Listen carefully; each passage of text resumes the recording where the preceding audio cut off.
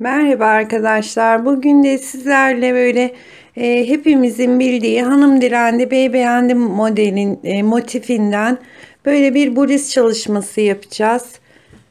E, Motiflerimiz şöyle üçgen şeklinde eklenecek. Yani uç kısımları sivri. Etek ucu bu şekilde. Yakamızda arka ve ön V olarak. Şurası da omuz yerlerimiz. Şu yaka kısmımız. Bu motifli bluzimizin çalışmasını yapacağız.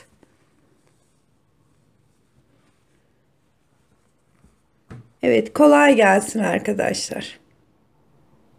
Merhaba arkadaşlar. Bugünkü çalışmamızda da sizinle motifli bir kazak çalışması yapacağız. İplerim şöyle şu kalınlıkta pamuklu bir ip.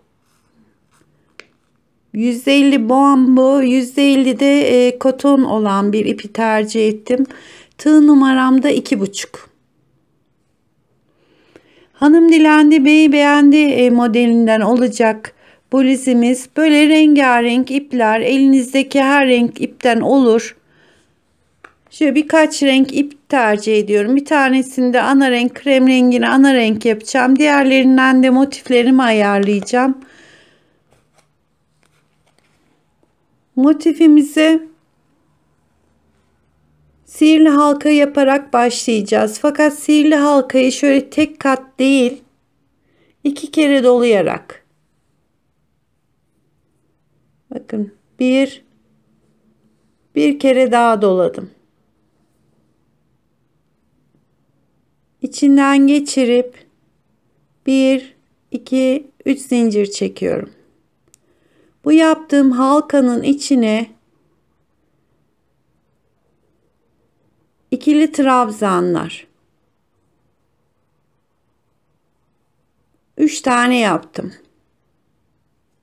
2 zincir, tekrar 3 tane daha ikili trabzan,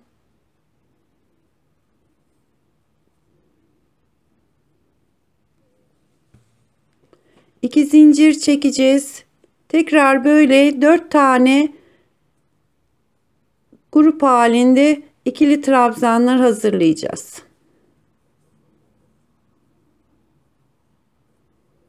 Tekrar 2 zincir, 3 tane daha.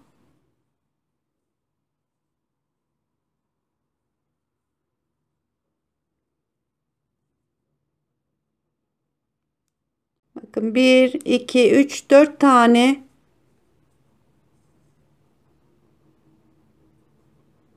gruplar halinde ikili trabzanlarımı hazırladım. Şimdi burada ipi çekerken önce ipimizi çekiyoruz. Bakın üstteki ip geldi. Onu ters yönde asılıyoruz. Önce bir önceki içindeki ipi sıkıştırıyoruz. Daha sonra da o ipi çekerek burayı sabitliyoruz. Bu çift kat yapmamızın amacı şu ortanın açılmaması için. Şimdi 2 zincir çekiyorum ve birleştirmemi yapıyorum. Aynı zamanda diğer ipi de saklayacağım. Ve ortadaki şu 2 zincirli yere kadar ipimi yürütüyorum. 1, 2, 3 zincir çekiyorum. Yine 3 tane ikili trabzan, 2 zincir, aynı boşluğun içine 3 tane daha ikili trabzan yapıyorum.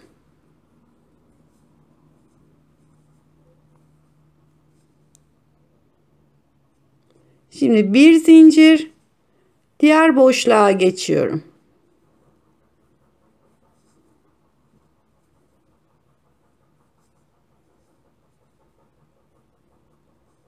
Üç tane yaptım. 2 zincir. Tekrar aynı boşluğun içine 3 tane daha trabzan.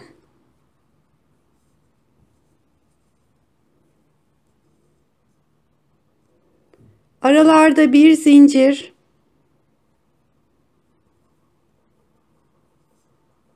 Diğer boşluğun içine yine 3 ve 3 olarak arada 2 zincir, tekrar 3 tane daha köşelerimizi oluşturuyoruz.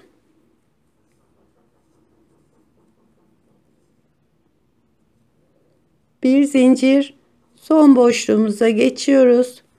4 tane böyle köşelerde üçerli kelebek şeklinde yuvalarımızı hazırlıyoruz.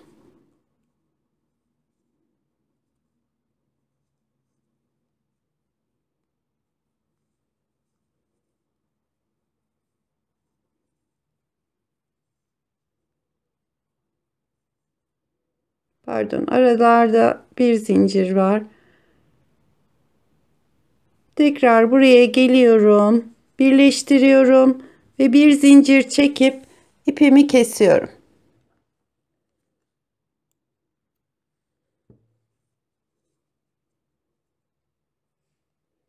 Bakın şu şekilde bir kare ortayı oluşturduk. Bunu isterseniz her sıra renk değiştirebilirsiniz.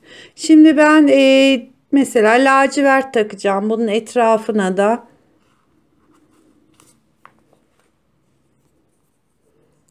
Lacivert ipimi alıyorum. Şimdi önce bir kere şöyle bir zincir çekip herhangi bir köşesinden, hiç fark etmez, bir köşenin ortasına giriyorum. 1 2 3 zincir çekiyorum. Yine bu köşelere 3 ve 3 olmak üzere 2 tane arası 2 zincir, 2 tane üçerlik grup yapıyorum.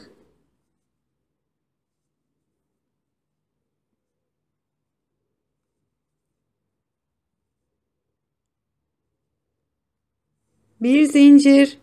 Şimdi şu aradaki bir zincir çektiğimiz yere sadece 3 tane yapıyorum. Bir zincir çekiyorum. Köşelere 3 ve 3 olmak üzere 2 tane grup şeklinde üçerli 3 tane trabzanımı yaptım. 2 zincir, tekrar 3 tane daha ikili trabzan.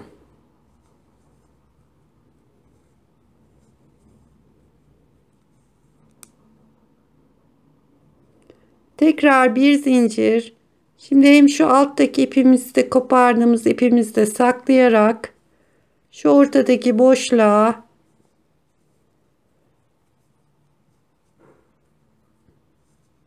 sadece 3 tane trabzan, bir zincir, köşeye geldim. Yine köşe noktamı 3 tane, 2 zincir, tekrar aynı boşluğun içine 3 tane daha trabzanımı yaptım. Aralarda birer zincir. Sadece köşe noktamızın kelebekler arası 2 zincir, diğer zincirlerimizin hepsi bir.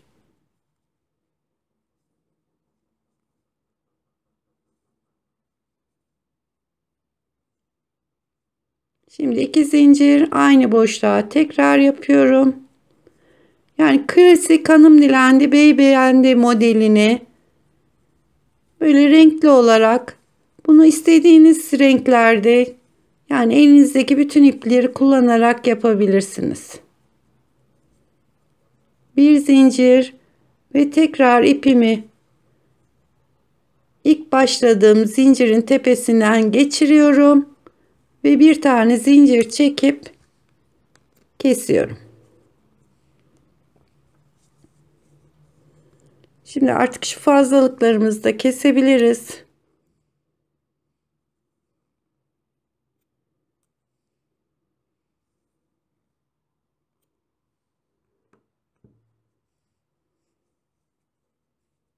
Bakın motifimiz oluştu.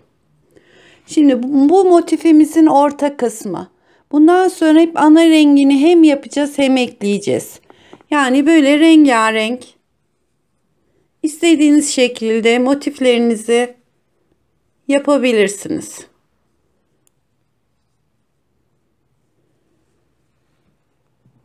Şimdi bir sırada ben 40-42 beden ayarında yapacağım. Bunun gibi 10 tane bir sırada motif kullanacağım. Boy uzunluğu size kalmış. Yani yukarı doğru istediğiniz kadar yapabilirsiniz. 40-42 bedene 10 tane motif yeterli oluyor. Tabii ipinizin kalınlığına göre de değişebilir. Onu ölçü herhangi bir bluzinize ölçü tutarak da yapabilirsiniz. Şimdi krem rengine geçiyoruz. Bu ana rengimiz olacak. Bütün motiflerimizin etrafını krem rengiyle yapacağım. Tekrar bir zincir çekiyorum. Şu aradan birleştirdim. Herhangi bir köşeden birleştiriyorum.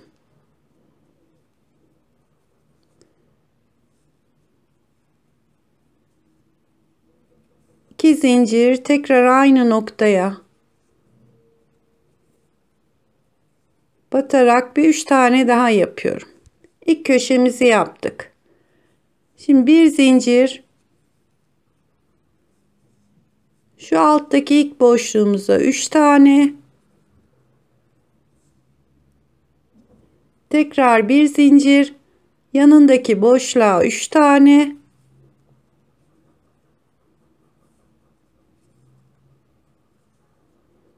bir zincir köşelere 2 tane.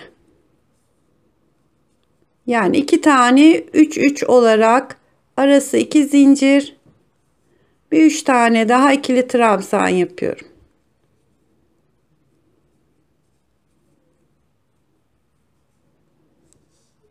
Evet, bu şekilde bütün etrafını tamamlıyoruz.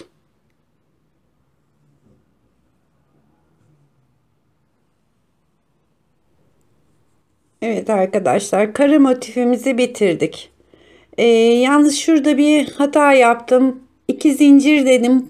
Bu köşelerde son kenarını yani ana rengini yaparken bu köşelerde 4 ya da 5 zincir olarak çekin. Son buralar ekleme yerimiz olacak çünkü. Motiflerimizi şu şekilde üçgen üçgen ekleyeceğiz. Yani düz olarak değil, böyle çapraz çapraz olacak. Şimdi bir tane motifi bitirdik. İkincinin de 1, 2, 3 köşesini yaptım. Dördüncü köşesinin sadece 3 tanesini yaptım. Arada 2 zincir çekiyorum. Bakın. Sadece tek köşesini ekliyorum. Tekrar 2 zincir iniyorum. Ve yarım kalan 3 taneyi daha tamamlayıp köşemi bitirmiş oluyorum. Bir zincir,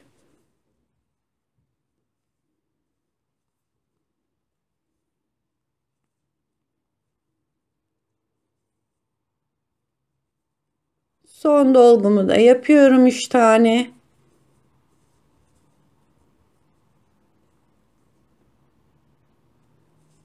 İlk başladığım noktaya yine birleştirip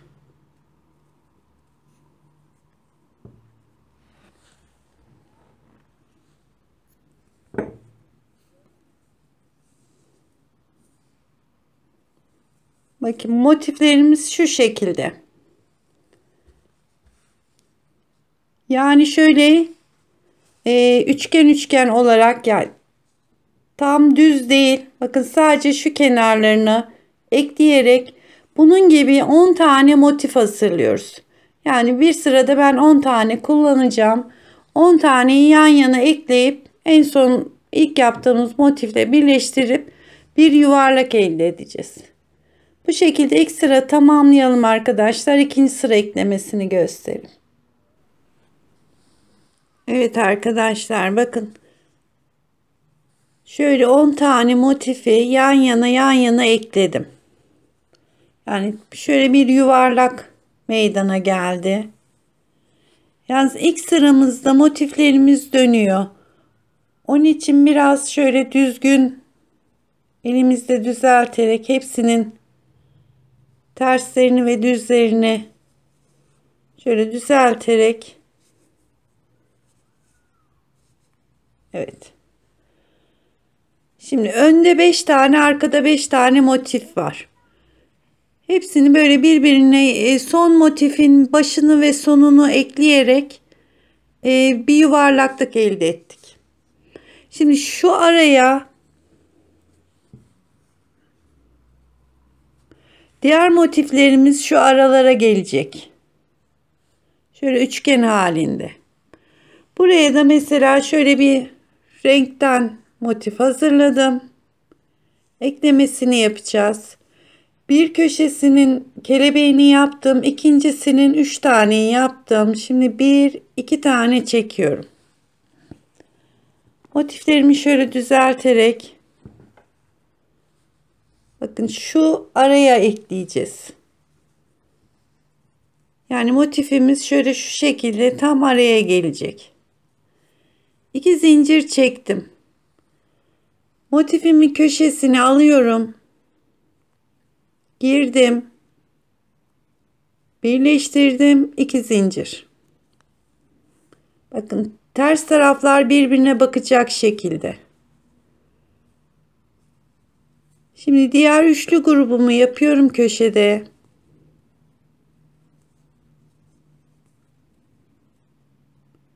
Ve bir zincir çektim. Şimdi eklediğimiz köşeye doğru gidiyorum. Diğer alttaki motifin ilk boşluğuna giriyorum ve bir zincir. Tığıma doluyorum. Elimdeki motifin ilk boşluğuna 3 tane trabzanımı yaptım. Bir zincir. Karşıdaki motifin boşluğuna giriyorum ve bir zincir.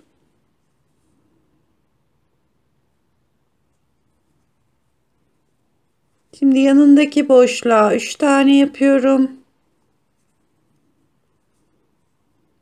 Bir zincir çekiyorum. Alttaki motifimizin son boşluğuna giriyorum.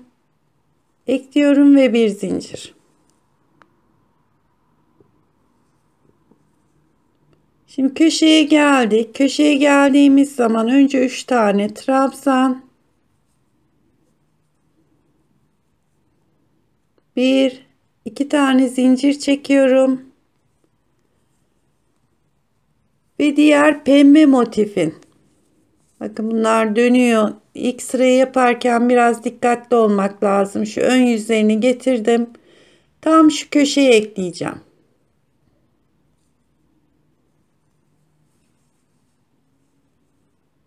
Köşe noktasına giriyorum. Pardon, tığıma dolamışım. İki motifin birleştiği yere giriyorum. Birleştirdim. Tekrar bir iki zincir. Elimdeki motifin ilk boşluğuna 3 tane köşemizi yapıyoruz.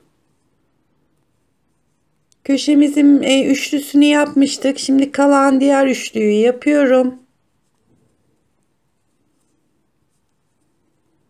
3 tane trabzanımı yaptım. Bir zincir. Alttaki pembe motifin bakın şimdi de diğer ikinci motifin yan tarafına ekleyeceğiz. İlk boşluğuna giriyorum. Ekledim ve bir zincir. Yani hem elimizdeki motifin son sırasını yapıyoruz. Aynı zamanda diğer motife de ekleyerek devam ediyoruz.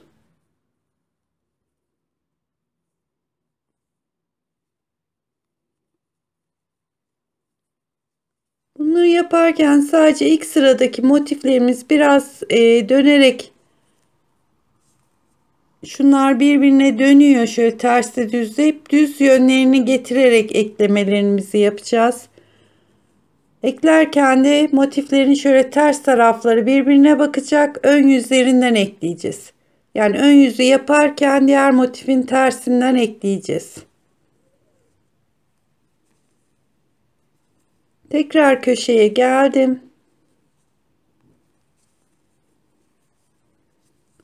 İkinci sıra motifler bittikten sonra artık çok daha rahat oluyor. 2 zincir yaptım. Köşe noktamı ekledim. Tekrar 2 zincir. Motifimi tamamlıyorum artık.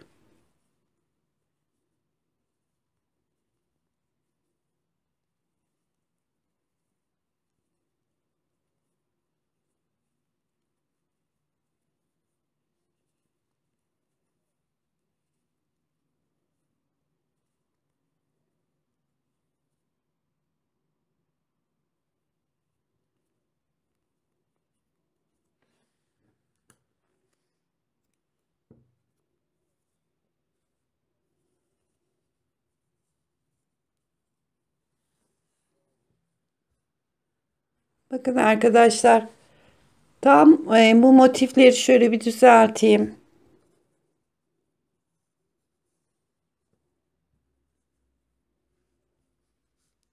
Tam şu iki tane pembe, ilk ortası pembe olan motiflerin arasına diğer motifimi yerleştirdim.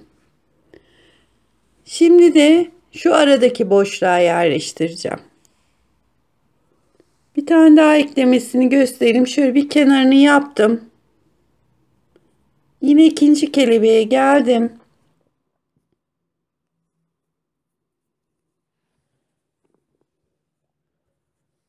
Bunu da yine diğer iki motifin arasına ekleyeceğimiz için yeşil ekleme yapmıyoruz. Şu pembenin kenarıyla diğer pembe, ortası pembe olan motifin şu üçgen yerine ekleyeceğiz. Başlama noktamız eklediğimiz motifin bitimiyle, bakın şu yeşilin köşesinden başlayacağız. 2 zincir çektim. Bakın tam şu köşeden giriyorum. Ekliyorum. 2 zincir. Köşemi tamamlıyorum.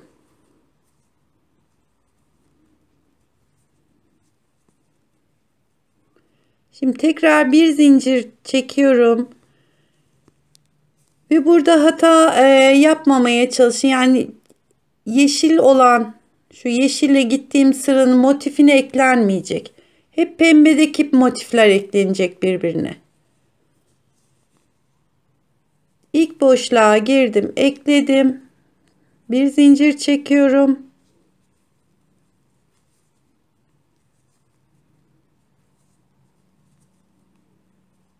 Tekrar bir zincir.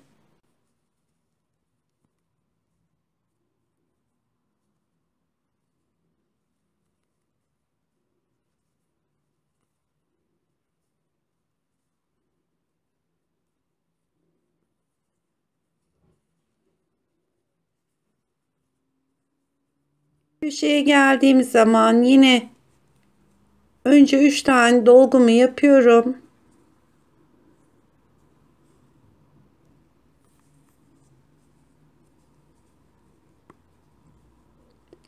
Köşelerde 2 zincir ve diğer iki pembenin tam ortasının noktasına geliyoruz zaten. Orta noktayı birleştirip bir zincir çekiyorum. Motifimin köşesini tamamlıyorum. İkinci sırada hep iki kenar, yani şu iki kenar eklenmiş olacak. Bir kenar ekledik ve bu kenarı da ekleyeceğiz. Şimdi yandaki motifin, diğer pembenin ilk boşluğuna girdim. Bir zincir.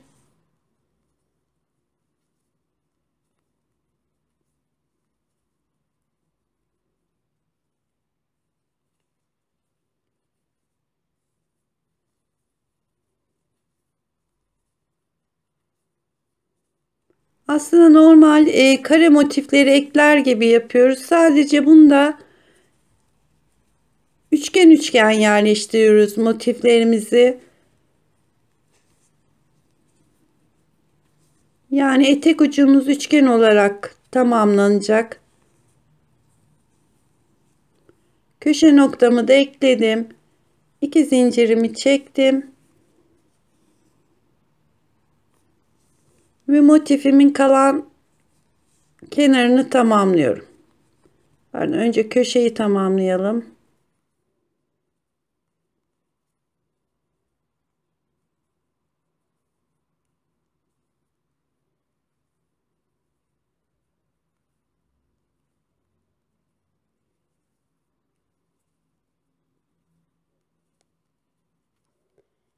İkinci sırayı da ekledikten sonra aslında bu rizimiz şekle giriyor. Bu alttaki ilk sıra dönmeleri de, motifler dönmesi de bir daha olmuyor. Motifimizi tamamladım ve kesiyorum.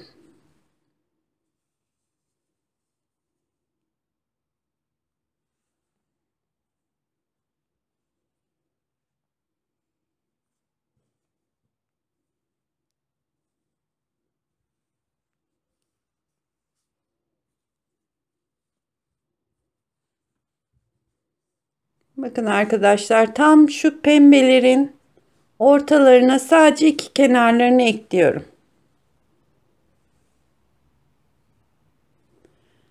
Tekrar bu sırayı da bu şekilde tamamlayacağız. Daha sonra bir dahaki sırada mesela şöyle bir motif hazırlamışım. Bunu da bu aralara ekleyerek, üçgen ekleyerek kol boyuna kadar istediğimiz renklerde sıramızı tamamlayacağız. Evet arkadaşlar, bedenimde kol boyuna kadar geldim ben. Motiflerimiz yan yana 10 tane.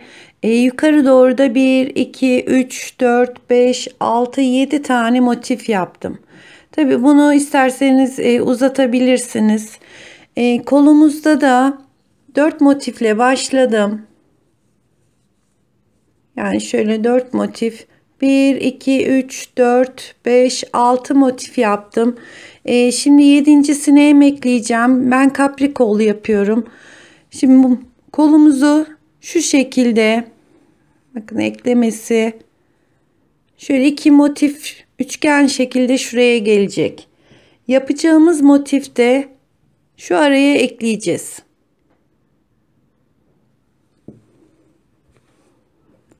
Şöyle daha net göstereyim. Şu motifi de buraya ekleyerek kol ve bedeni birleştirmiş olacağız. Şimdi önce şu bedendeki şu sırayı ekleyeceğim. Daha sonra yeşildeki bu sırayı ve bu sırayı. Yani 3 tane kenar eklenmiş olacak.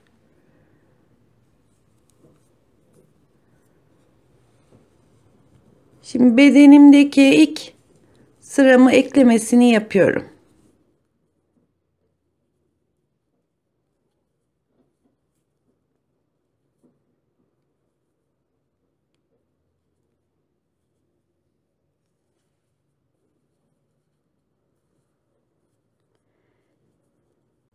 Motiflerimiz üçgen olduğu için biraz bu kısımda biraz takılabilirsiniz. Ama aynı benim yeri serdiğim, masanın üstüne serdiğim gibi serip de yerini belli ederseniz eklemeniz rahat olacaktır.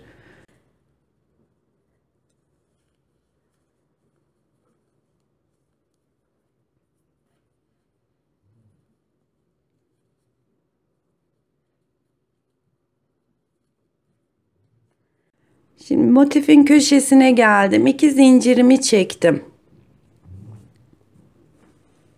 Bakın, önce motifi yerine koyuyorum. Hem bu kenar hem de şu alttaki motifin şu kenardaki yerini hep beraber ekleyeceğiz. Bunun arasına giriyorum. Daha sonra şu tam ortadaki yere giriyorum. Ve çektiğim 2 zinciri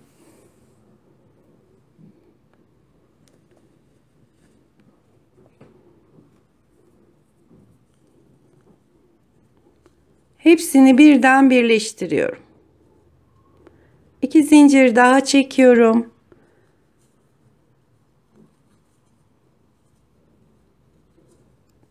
Üç tane ikili trabzan yaptım. Daha sonra kolumdaki yeşil olan motifi ekliyorum.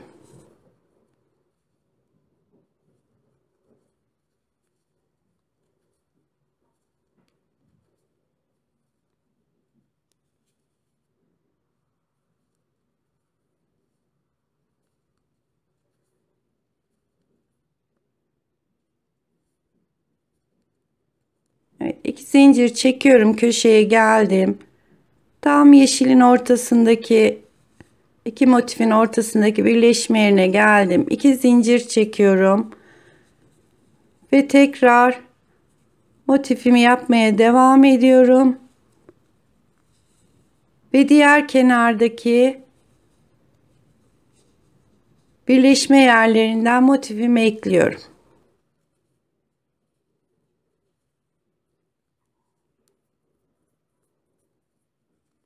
Şu ortadaki yere bir kere daha yapmamız gerekiyor arkadaşlar. Köşenin ikincisi.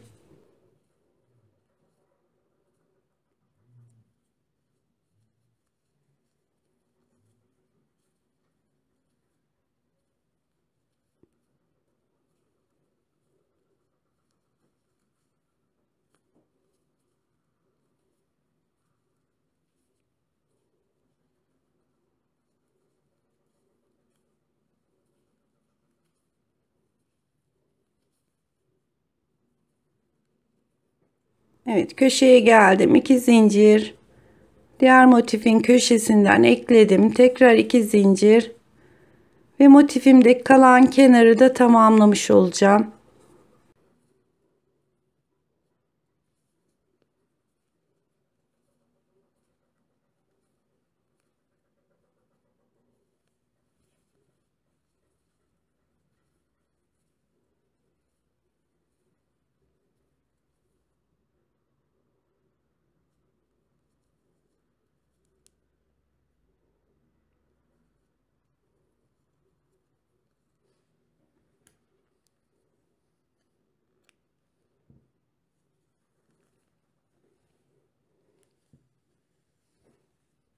Evet arkadaşlar, kolu da eklemiş olduk.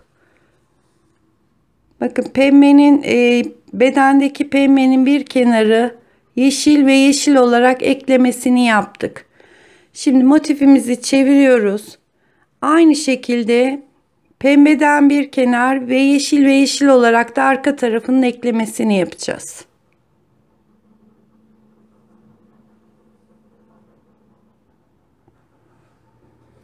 Evet, ben eklediğim yeri şöyle tekrar göstereyim.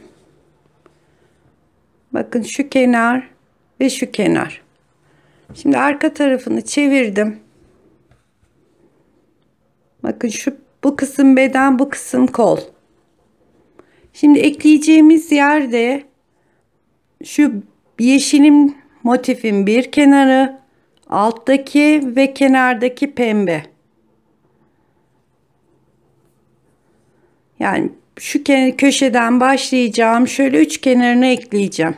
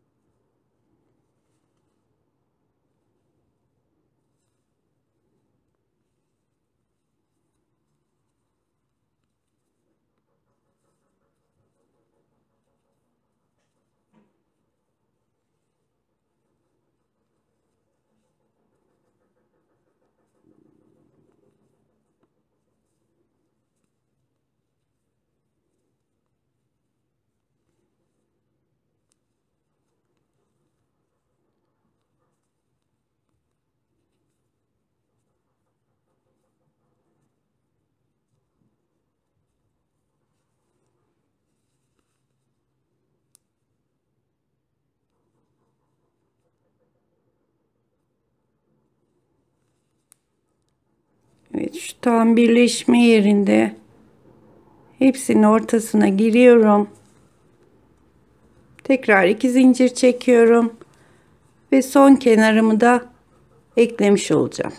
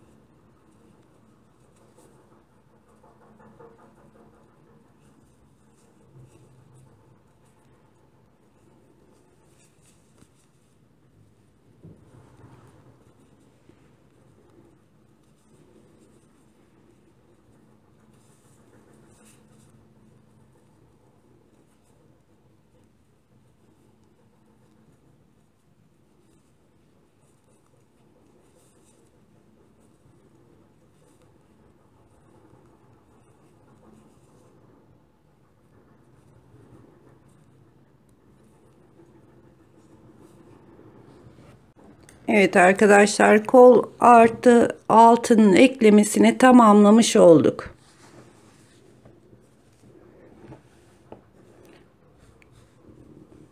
Bakın kolumuz şu şekilde oldu. Şimdi buralara artık istediğiniz renkte devam edebilirsiniz.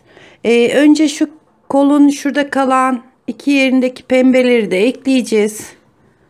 Hem arkasında var hem burada. Öne ve arkaya şöyle ekledikten sonra artık geri kalan boşluklara da şöyle istediğiniz renkteki motifleri ekleyip yaka kısmını birleşmesi de olmuş olacak. Şurası tamamen toplanmış olacak.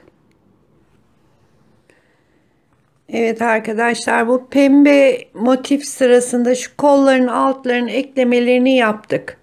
Daha sonra da kalan boşluklara diğer renkteki motifleri ekledik. Şöyle bir V şeklinde yakamız oluştu.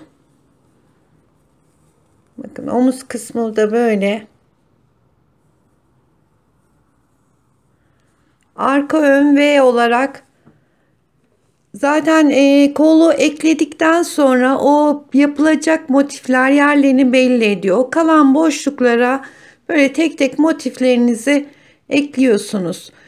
Şimdi bu yakanın kenarına, daha doğrusu bütün kol ağızlarının etek ucuna, şu kolun ağzına gittim. Şöyle bir sıra dolamalı sık iğne olarak tamamladım ki şu motifler daha kıvrılmasın, düzgün dursun diye.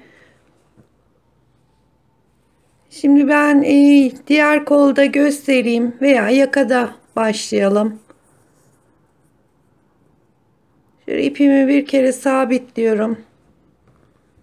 Daha sonra herhangi bir yerden şuradan başlayalım.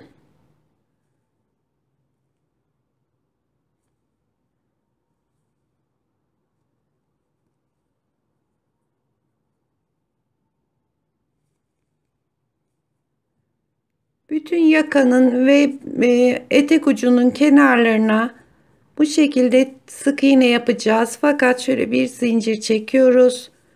Dolamalı sık iğne yapacağız.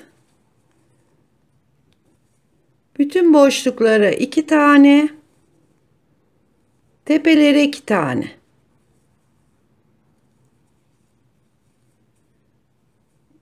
Boşluk gördüğümüz yerlere 2 tane yapıyoruz. Buradaki 3 tane trabzanın tepesinde de 2 tane yerimiz var. O tepe noktalarına da 2 tane dolamalı sık iğne yapıyoruz.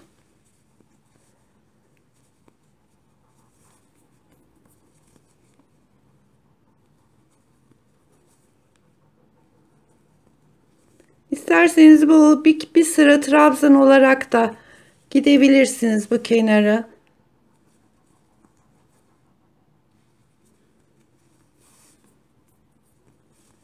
Şimdi köşelerde 2 tane boşluğumuz var.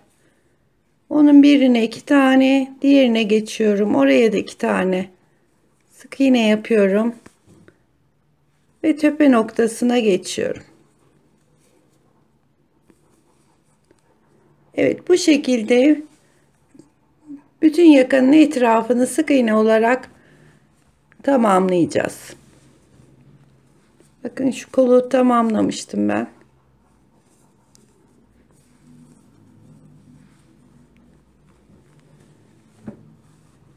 Evet arkadaşlar, böylece bu dizimiz bitmiş olacak. Yapacak arkadaşlara kolay gelsin.